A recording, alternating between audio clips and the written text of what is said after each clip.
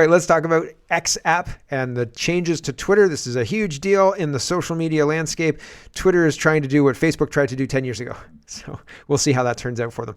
Elon Musk says X.com now points to Twitter.com. Interim X logo goes live later today. There it is. There's the X logo. Okay, you can see it. If you can't see it, it's an X with, I don't know, like a bubble letter on one side and a non-bubble letter on the other side. So one of the X's is a bubble letter and the other side of the X is not a bubble letter. So there you go. Interim X logo goes live later today. So that's what that is. There you go. All right. Interesting, right? Elon Musk again says, and soon we shall bid adieu to the bird brand and gradually all the birds. So Twitter is no more. X app is born today. Elon Musk parody says now that Twitter, so this is not Elon Musk. Okay. Now that Twitter will be known as X, what should we call tweeting? Somebody said exciting. The reason I grabbed this tweet though is because the reason I got it was to show you this tweet here, and it's just talking about how the emulation of X app is supposed to, or the X app is supposed to emulate WeChat from China. And here's what WeChat is according to this BBC article. Elon Musk, Twitter, and the mysterious X app is the article from BBC. Then there's China's WeChat, the original Asian super app that said to be the inspiration for Mr. Musk's X. It's a messaging and social media platform that's evolved into one of the region's biggest apps in terms of its range of services and number of users. At last count, it's estimated to have 1.29 billion users alone in China alone. WeChat is also one of China's biggest payment networks, with consumers using it to pay for goods and services and to send money to each other. Some research suggests that a Chinese user spends as much as a third of their waking life on WeChat alone. Much has been written about how its ubiquity in Chinese everyday life. Operating in a society tightly controlled by the government has seen WeChat become a tool of surveillance and censorship. Messages, posts, and even accounts are routinely blocked for content deemed politically sensitive, and there are concerns of how it could contribute to the various controversial social credit schemes in China, where citizens' lives can be restricted based on their bank account or bank credit scores or social behavior. In 2020, WeChat introduced its own scoring system where users get extra privileges if they have good in-app credit records. The example of WeChat highlights the main concern about super apps, with everyone doing practically everything on just a few platforms. These apps end up collecting a vast trove of data on people and could wield some power over daily lives. Yeah, that's potentially what could go wrong here.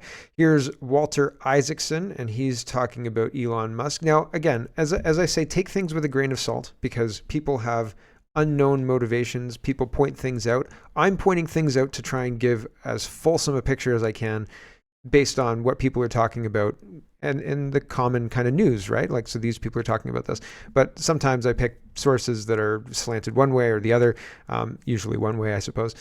But fundamentally, I don't agree with all the sources, and there are things in this that I don't necessarily agree with, but I think that it's worth sharing, so I'm going to mention it, okay? So here we go. Walter says, the infatuation of Elon Musk with the name X.com goes way back. Here are some excerpts from my upcoming book, and then so he links to his Amazon book, when his cousin Peter Reeve visited in early 1999, he found Musk poring over books about the banking system. Quote, I'm trying to think about what to start next, he explained. His experience at Scotiabank had convinced him that the industry was ripe for disruption. So in March 1999, he founded X.com. His concept for X.com was grand.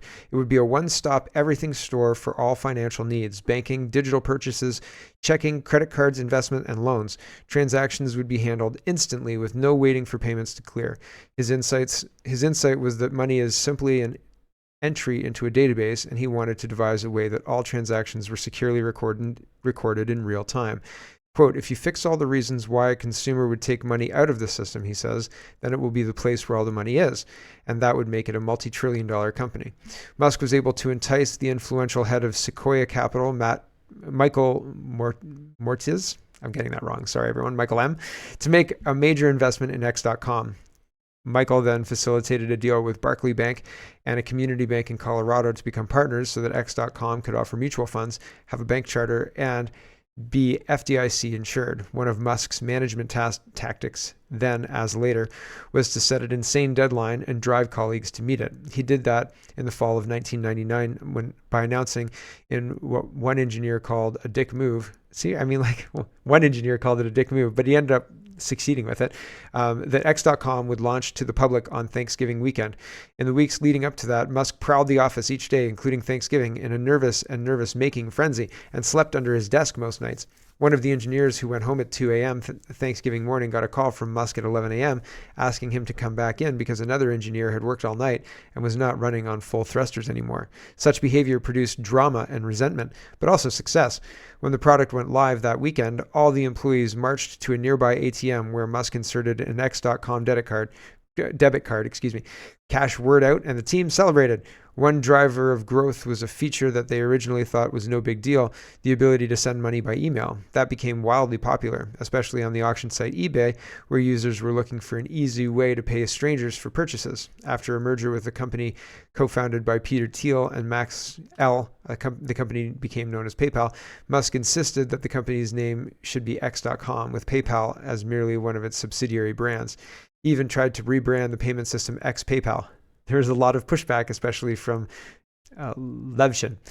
PayPal had become a trusted brand name, like a good pal who is helping you get paid. Focus groups showed that the name X.com, on the contrary, conjured up visions of a seedy site where you would not talk about in polite company. But Musk was unwavering and remains so to this day. If you want to be a niche payment system, PayPal is better, he said. But if you want to take over the world's financial system, then X is the better name. Welcome to X, everybody. Levchin and Musk soon clashed on an issue that sounded technical but was also theological. Whether to use Microsoft Windows or Unix as the main operating system, Musk admires Bill Gates and loved Windows NT and thought Microsoft would be a more reliable partner. Levchin and his team were appalled, feeling that Windows NT was insecure, buggy, and uncool. They were right about Windows NT, by the way. They preferred using various flavors of Unix. Yeah, I mean, the benefit of Unix is you can customize it and you can use packages that you like and are familiar with. There's so many benefits to like Linux, Unix, that kind of operating system, especially in a programming environment. Anyway, operating systems, including Solaris and then open source Linux. One night after midnight, Levchin was working alone in a conference room when Musk walked in, primed to continue the argument. Eventually, you'll see my way, Musk said. I know how this movie ends. No, you're wrong, Levchin responded in his flat monotone. It just isn't going to work in Microsoft. You know what, said Musk? I'll arm wrestle you for it. Cage match? Levchin thought correctly that this was the stupidest imaginable way to settle a software coding disagreement. Plus, Musk was almost twice his size. But he was loopy from working late hours and agreed to the arm wrestle. This is the worst idea I've ever heard. Let's go. I'll destroy you in this arm wrestle. He put all his weight into it and promptly lost. Just to be clear, Levchin told him, I'm not going to use your physical weight as any sort of technical decision input. Musk laughed and said, yeah, I get it. But he prevailed. Musk told me even before he took control of Twitter that he planned to rebrand it X.com and to try to make it a platform that could fulfill his original vision from 1999, a passage from later in the book. In the days leading up to his takeover of Twitter at the end of October in 2022, Musk's mood fluctuated wildly. I'm very excited about finally implementing X.com as it should have been done, using Twitter as an accelerant. He texted me out of the blue at 3:30 one morning and hopefully helping democracy and civil discourse while doing so. He said that it would turn into the combination of financial platform and social network he had envisioned 24 years earlier for X.com, and he added that he planned to rebrand it with the name, which he loved. A few days later, he was more somber. I will need to live at Twitter HQ. This is a super tough situation, really bumming me out. Sleep is difficult.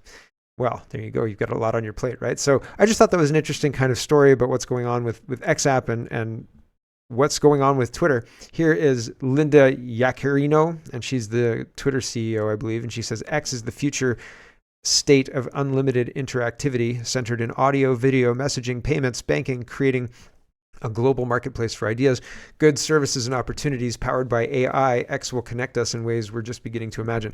I'm not excited about this. The reason I'm not excited about this, I still don't have my subscription set up on twitter.com, right? Or x.com now.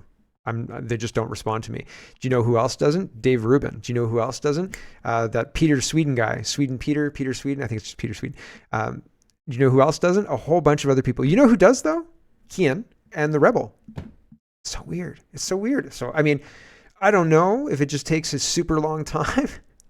I'm not sure. I have no idea, but it seems like the accusations of potentially shaping the conversation are supercharged on something like X. And if you put your money into something like X, Well, I mean, it's the same thing as a CBDC, right? They're going to track you everything, right? Everything you do. And if you do something online they don't like, well, I mean, they're just going to take your money directly from your WeChat account. I mean, X account.